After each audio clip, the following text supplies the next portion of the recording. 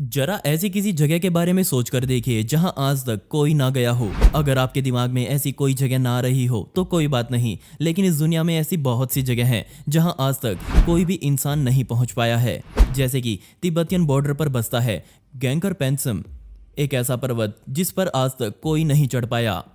भूटान का सबसे ऊंचा पर्वत दुनिया के उन ऊंचे पर्वतों में शामिल है जिसकी चोटी से दिखने वाले नज़ारे को आज तक कोई नहीं देख पाया हो। गैंकर पर्वत की कमाल की ऊंचाई 24,838 फीट की है। सन 1983 में भूटान ने पूरी दुनिया के लिए अपने पर्वतों पर चढ़ाई के लिए रास्ते खोले। इस पर्वत पर चढ़ने के पहले 4 असफल प्रयास 1985 और 1986 में ही हुए। इस पर्वत पर जो आज तक सबसे ऊंचाई पर चढ़ पाया है वो है जापान का एक आदमी जिसका नाम लियांगकेंग है। उन्होंने अपना ये प्रयास 1999 में किया और उन्होंने इस पर्वत पर 24,721 फीट की ऊंचाई चढ़ ली। अगर देखा जाए तो वो लगभग इसकी चोटी पर पहुंचने ही वाले थे, लेकिन इसके बाद उन्होंने भी हार मान ली और तब से लेकर आज तक इस पर्वत की चोटी पर कोई नहीं पहुंच पाया है। जब तक कोई नहीं चढ़ेगा तब तक हमें यह पता नहीं लगेगा कि ऊपर से कैसा नजारा दिखता है। इसकी चोटी पर ना चढ़ पाने के पीछे भूटान सरकार ने खुद 1994 में सफाई दी। उन्होंने कहा कि इस पर्वत की चोटी पर दैवीय शक्तियां वास करती हैं जो अपने आसपास किसी को नहीं आने देती। क्या सच में ऐसा हो सकता है? ये सच में कमाल है। इन शक्तियों की बातों को साइड में रखकर क्या आप इस पर्वत पर चढ़ना पसंद करेंगे? क्विंटा डा रेगलेरा। क्विंटा डा रेगलेरा नामक हमारी अगली जगह आपको पोर्तुगल के बीच में देखने को मिल जाएगी। सबसे पहले मैं आपको बता दूं कि इस जगह को वर्ल्ड हेरिटेज साइट के तौर पर घोषित किया जा चुका है। ये जगह असल में प्यार की निशानी है। इसके अलावा ये इतना आलीशान है कि इसके अंदर खुद की झीलें और यहाँ तक कि एक बीच भी मौजूद है। 1904 में बनाया गया ये निर्माण अपने अंदर 5 मंजिला ऊंची कमाल की हवेली समेट कर रखता है। इसके अंदर आपको कमाल की कार्विंग कलाकारी भी देखने को मिल जाएगी। लेकिन मैं यहाँ इन सब के बारे में बात नहीं कर रहा, बल्कि मैं आपको बता रहा हूँ इस निर्माण में बने 2 कुएं और कुछ सुरंगों की। जरा इसे देखिए। इस कुएं का नाम है इनिशिएशन वेल और ऐसा ही यहाँ एक और कुआं बना हुआ है। लेकिन इनके बारे में सबसे खास बात यह है कि इन कुओं की गहराई इतनी ज्यादा है कि सबसे पहले तो ये ऊपर से दिखाई ही नहीं देती और दूसरी बात इसे देखने वाले लोग मानते हैं कि ये सीधा धरती के केंद्र तक जाती है। हम इनको एक टावर भी बोल सकते हैं जो सीधे नहीं बल्कि उल्टे खड़े हैं। इसके असली मालिक के जाने के बाद इसे व्लादिमीर नामक आदमी द्वारा खरीदा गया था और उनका परिवार यहाँ 1987 तक रहा।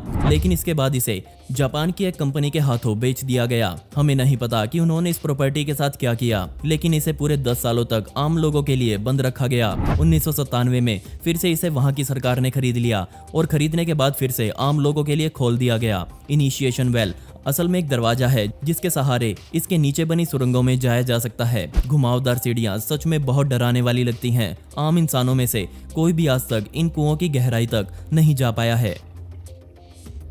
सालार डे उयूनी इस दुनिया का सबसे बड़ा नमक का मैदान है। जी हाँ, पूरे 4086 मील के क्षेत्र में सिर्फ नमक फैला हुआ है। साउथ वेस्ट बोलीविया में बना ये मैदान समुद्री सतह से 11,995 फीट की ऊंचाई पर बना हुआ है। तो अब आप ये सोच रहे होंगे कि इतना सारा नमक यहाँ आया कैसे? तो मैं आपको बता दूं कि सालार डे उयूनी शत को पहले कई सारी झीलों का संगम हुआ करता था, लेकिन समय बीतने के साथ उन झीलों का पानी भाप बनकर उड़ गया और अपने पीछे इतना सारा नमक छोड़ गया। इस जगह को आज भी साउथ अमेरिका में घूमने के लिए सबसे मुश्किल स्थानों में गिना जाता है, क्योंकि इसके पीछे 2 कारण हैं।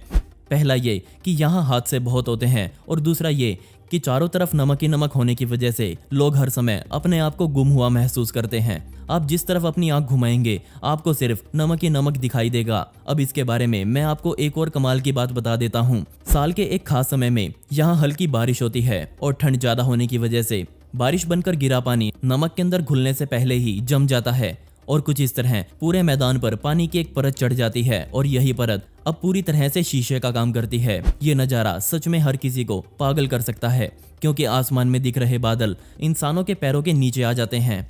अब ना सिर्फ ये पूरा मैदान घूमने के लिए या फिर ज्ञान प्राप्त करने के लिए एक अच्छी जगह है, बल्कि ये जगह और भी बहुत काम आती है। जैसे कि अमेरिका में बैटरी बनाने वाली ज्यादातर कंपनीज यहाँ से लिथियम या फिर और भी जरूरी केमिकल्स निकालती हैं। एक तौर पर माना जाता है कि अमेरिका में चल रही ज्यादातर गाड़ियों में लगी बैटरियों में लिथियम यहीं से निकाला गया है। बेशक इस खूबसूरत जगह को दुनिया में बहुत कम ही लोग जानते हैं, लेकिन इसके अंदर एक होटल है जो इस दुनिया का सबसे पहला नमक का बना हुआ होटल है। जी हाँ, इसके अंदर लगा सारा सामान पूरी तरह से नमक द्वारा बनाया गया है। अगर आप यहाँ घूमना जाना चाहते हैं तो यहाँ जाने का साल में 2 बार सही समय आता है। यहाँ दिसंबर से लेकर अप्रैल तक बारिश होती है, तो इस समय पर आप यहाँ जाएंगे तो वही शीशे वाला नजारा आपको देखने को मिलेगा। मई के बाद से यहाँ सब कुछ सूख जाता है, इसलिए पूरा सालार पर्यटकों के लिए खुल भी जाता है। बेशक अभी तक आपने वो जगह देखी जो सच में दिल दहला देने वाली थी, लेकिन दुनिया में ऐसी और भी जगह मौजूद हैं जहां जाने पर लोगों की सांसें रुक जाती हैं। हुआक चीना नामक ये एक गांव है जो कुछ ऐसा दिखता है। चमत्कारिक रूप से इस गांव के चारों ओर आपको सिर्फ मिट्टी के बड़े बड़े टीले नजर आएंगे। ये माना जाता है कि इसका ये नाम वाकचीना खुशा शब्द से पड़ा है। इस शब्द का अर्थ है छुपी हुई खाड़ी।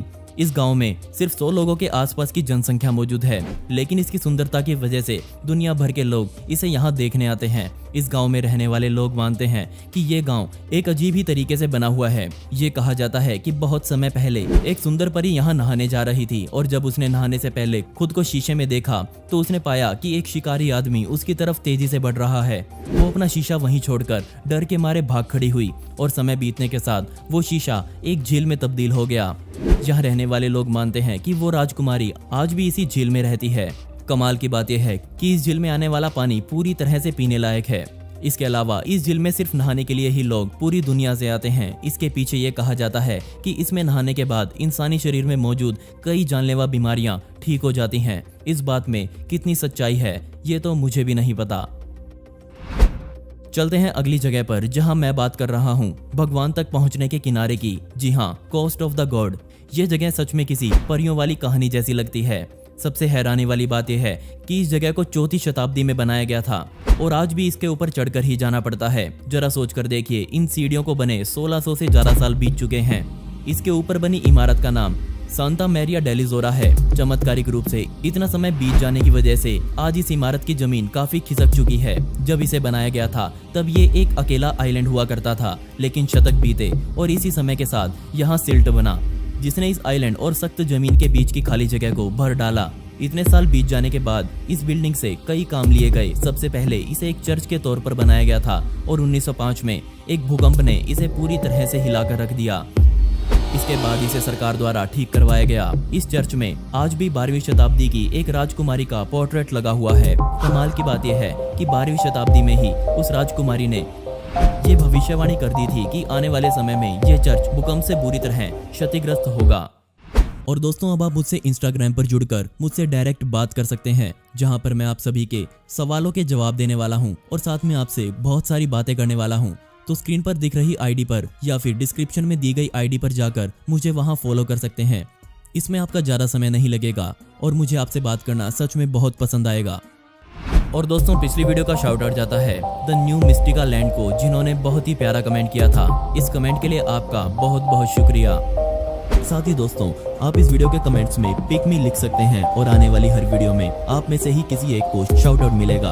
दोस्तों, आपको इनमें से सबसे हैरान कर देने वाली जगह कौन सी लगी, मुझे नीचे कमेंट सेक्शन में जरूर बताइएगा। और इस वीडियो का पार्ट 2 चाहिए हो तो कमेंट में पार्ट 2 जरूर लिखें। ऐसे ही इंटरेस्टिंग वीडियोस देखने के लिए मिस्टीरियस दुनिया को अभी सब्सक्राइब करें।